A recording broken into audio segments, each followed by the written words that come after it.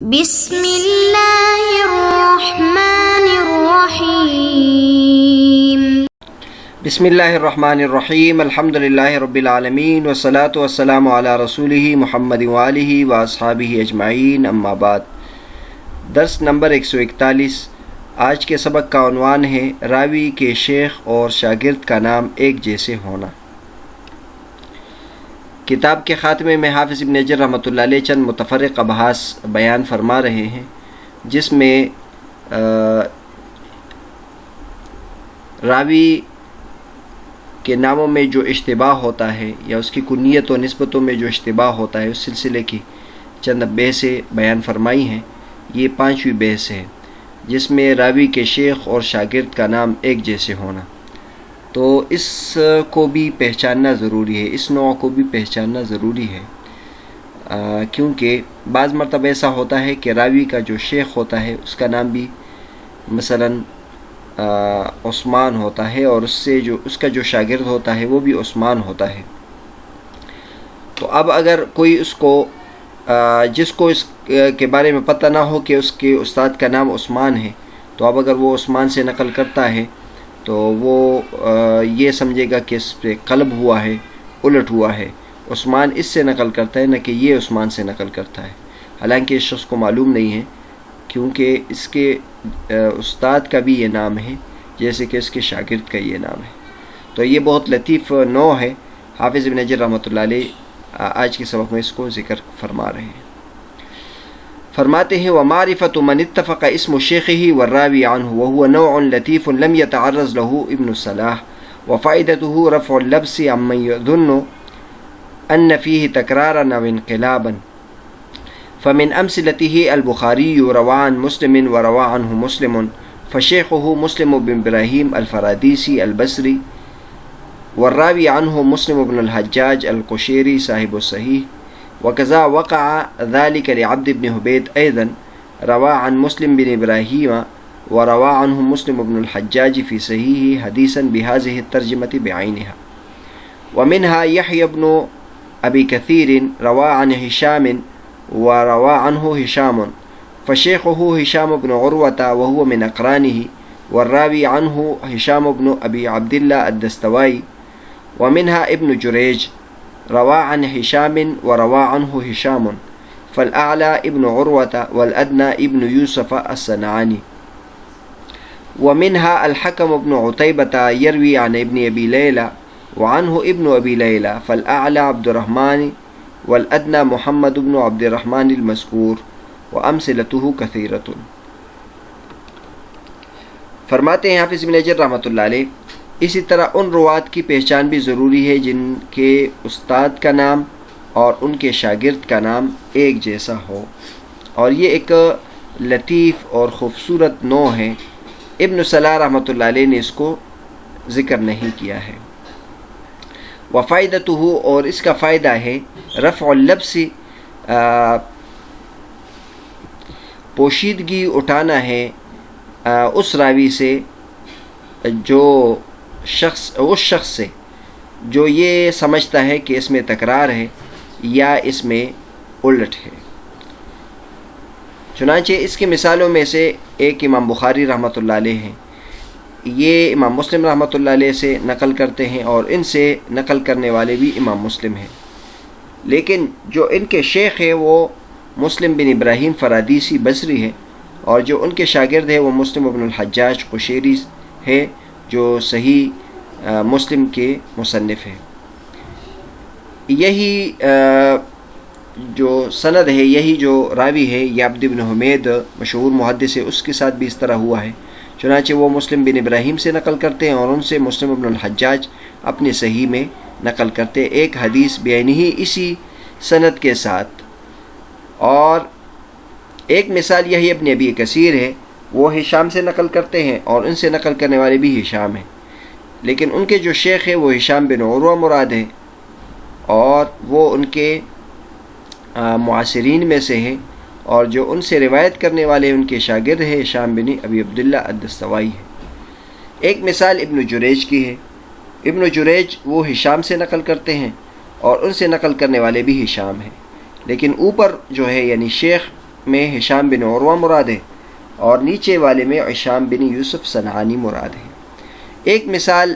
حکم بن عتیبہ کی ہے جو ابن ابی لیلہ سے نقل کرتے ہیں اور ان سے نقل کرنے والے بھی ابن ابی لیلہ ہے، لیکن اوپر والے جو ہے یعنی شیخ وہ اس سے مراد عبد الرحمن بن ابی لیلہ ہے اور نیچے میں محمد بن عبد الرحمن مراد ہے جو اسی اب مذکور عبد الرحمن کے بیٹے ہیں۔ وامثلتہ کثیرۃ، اور اس کی مثالیں بہت زیادہ ہیں۔ بہرحال اس نوع میں حافظ ابن حجر رحمۃ اللہ بیان فرماتے ہیں کہ اس نوع کی پہچان بھی ضروری ہے کہ شیخ بعض مرتبہ ایسا ہوتا ہے کہ ایک راوی ہوتا ہے، ایک محدث ہوتا ہے، اس کے شیخ کا نام بھی اور اس کے شاگرد کا نام بھی ایک جیسا ہوتا ہے۔ اور حافظ ابن حجر رحمۃ اللہ نے چونکہ اس کتاب کو ابن صلاح رحمۃ اللہ کی کتاب سے مختصر کیا ہے، بنیاد ابن صلاح رحمۃ اللہ کی کتاب کو بنایا ہے، جبکہ ابن صلاح رحمۃ اللہ نے یہ نوع ذکر نہیں کیا، حافظ ابن حجر رحمۃ اللہ نے اس کو اہتمام کے ساتھ ذکر کیا۔ فائدہ اس کا یہ ذکر کیا ہے کہ اگر کسی کو یہ معلوم نہ ہو تو وہ یہ سمجھے گا کہ اس میں تکرار آ گیا ہے، یعنی مثلا عثمان نقل کرتا ہے محمد سے اور محمد پھر نقل کرتا ہے عثمان سے، عثمان الگ الگ ہے، وہ یہ سمجھے گا کہ یہاں عثمان کو کسی نے مکرر ذکر کر دیا، حالانکہ یہاں عثمان نہیں ہونا چاہیے، حالانکہ وہاں درست ہوتا ہے۔ اور یا اس کو یہ شک بھی ہو سکتا ہے کہ اس سے الٹ ہو گیا ہے، یعنی عثمان نیچے آنا چاہیے، اس نے اوپر درج کر دیا ہے۔ حافظ ابن حجر رحمۃ اللہ نے اس کے بعد بہت اچھی مثالیں دی ہیں۔ ایک مثال انہوں نے امام بخاری رحمۃ اللہ علیہ کی دی ہے۔ امام بخاری رحمۃ اللہ علیہ روایت کرتے ہیں مسلم سے اور ان کی بھی روایت کرنے والے ہیں امام مسلم۔ تو اب اگر کوئی یہ مشہور بات ہے، سب کو معلوم ہے کہ امام مسلم رحمۃ اللہ امام بخاری کے شاگرد ہے، نہ کہ امام بخاری رحمۃ اللہ امام مسلم کے شاگرد ہے۔ تو اب اگر امام بخاری کوئی روایت دیکھے کہ جس میں امام بخاری روایت کرتے ہیں مسلم سے، تو یہ سمجھے گا کہ کسی سے غلطی ہوئی ہے، حالانکہ غلطی نہیں ہوئی، مسلم مراد ہے، لیکن یہاں مسلم سے مراد مشہور مسلم مراد نہیں، جو صحیح پر جنہوں نے کتاب لکھی ہے صحیح مسلم شریف، وہ مراد نہیں ہے۔ چنانچہ ان کے جو شیخ ہے وہ مسلم بن ابراہیم فرادیسی البصری ہے، لیکن یہاں نور الدین عطر صاحب یہاں فرماتے کہ اس نسخے میں فرادیسی ہے، لیکن درست یہ فراہیدی ہے۔ کہتے لکھے قذافی الاصول مخطوطات میں تو اس طرح ہے، لیکن یہ تحریف ہوئی ہے۔ وہ قدیم، یہ قدیم راوی ہے۔ والذی فی المصادر الفراہیدی، مصادر و مراجع میں اس کا نام الفراہیدی لکھا ہے، ثقہ راوی ہے، سیاستہ نے اس کی روایت نقل کی ہے، ان کی وفات 222 ہے۔ دوبارہ صحیح درست الفراہیدی ہے، البصری ہے۔ اور امام بخاری رحمۃ اللہ کے جو شاگرد ہے وہ مسلم بن الحجاج قشیری ہے، جو صحیح کتاب کے مصنف ہیں۔ اسی طرح یہ جو دو حضرات ہیں یہ عبد بن حمید کے بھی استاد و شاگرد ہیں، چنانچہ عبد بن حمید بھی مسلم بن ابراہیم سے نقل کرتے ہیں، اور ان سے نقل کرنے والے مسلم بن ابراہیم الحجاج ہے جو اپنے صحیح میں انہوں نے اسی سند کے ساتھ حدیث نقل کی ہے بعینہ، یعنی امام مسلم رحمۃ اللہ فرماتے ہیں حدثنا عبد بن حمید قال حدثنا مسلم۔ دوسری مثال حافظ ابن حجر رحمۃ اللہ نے یحییٰ ابن ابی کثیر کی دی ہے کہ یحییٰ ابن ابی کثیر نقل کرتے ہیں ہشام سے اور ان سے نقل کرنے والے ہشام ہیں، لیکن جو ان کے اوپر شیخ ہیں ہشام بن عروہ وہ ان کے ہم عصر علماء کرام میں سے ہے اور اس سے مراد ہشام بن عروہ ہے، جبکہ ان کے شاگرد جو ہے وہ ہشام بن ابی عبداللہ الدستوائی ہے۔ تیسری مثال حافظ ابن حجر رحمۃ اللہ ابن جریج کی دی ہے۔ ابن جریج بھی ہشام سے نقل کرتے ہیں، ان سے روایت کرنے والے ہشام ہے، لیکن اوپر جو ہے اس سے مراد ہشام بن عروہ ہے، اور جو ان کے شاگرد ہے اس سے ہشام بن یوسف الصنعانی مراد ہے۔ چوتھی مثال حافظ ابن حجر رحمۃ اللہ نے حکم بن عتیبہ کی دی ہے۔ حکم بن عتیبہ ابن ابی لیلہ سے نقل کرتے ہیں اور ان سے بھی روایت کرنے والے ابن ابی لیلہ ہے، تو اوپر جو ہے وہ عبد الرحمن بن ابی لیلہ ہے اور نیچے مراد محمد بن عبد الرحمن ابن ابی لیلہ ہے۔ بہرحال ان میں سے ہر ایک کو ابن ابی لیلہ کے عنوان سے ذکر کیا جاتا تھا، جیسے ابن مندہ ہے۔ اب ابن مندہ کے عنوان سے کئی حضرات کو ذکر کیا جاتا ہے، لیکن ان کا اپنا نام مختلف ہوتا ہے۔